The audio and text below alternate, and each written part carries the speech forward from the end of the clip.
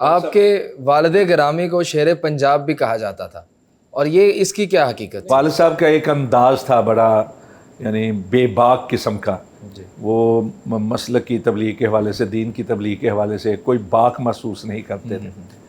مثلاً اگر کسی جگہ کسی غیر مسلم نے اسلام پر کو بات کی ہے تو انہوں نے دیکھنا ہے کہ میں کس ماحول میں ہوں، جی کس جگہ ہوں، کو میرے ساتھ ہے کہ نہیں ہے سامنے کے، تو شروع ہو جاتے تھے اسلام کی وکالت کے لیے. صحیح.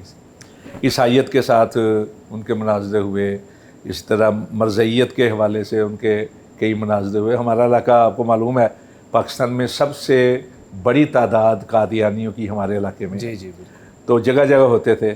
اور اسی وجہ سے سینکڑوں کی تعداد میں بلکہ ہزاروں کی تعداد میں ایسے لوگ تھے جو غیر مسلم سے مسلم ہوئے تھے. ماشاء اللہ. اور جن لوگوں نے اپنے عقائد صحیح کیے وہ تو بہت بڑی تعداد ہے. مثلا والد صاحب کا ایک طریقہ تبلیغ تھا کہ وہ ٹانگا جسے اردو میں یکا کہتے ہیں، اس پہ اسپیکر لگا لیتے. اسپیکر بھی بڑے کم ہوتے تھے اس وقت، بیٹری پہ چلتے تھے. جی بالکل. تو گاؤں گاؤں میں جا کر جس طرح لوگ پھیری لگاتے ہیں اور اپنا سودا بیچتے ہیں، اس طرح ہر گاؤں میں جا کر وہ تبلیغ کیا کرتے. اللہ.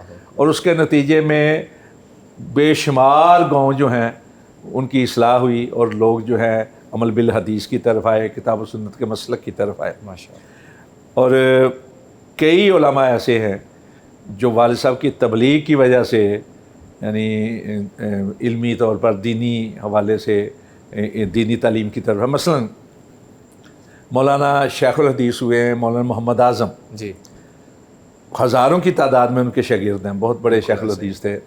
ہمارے مرکزی ناظم تعلیمات بھی رہے ہیں،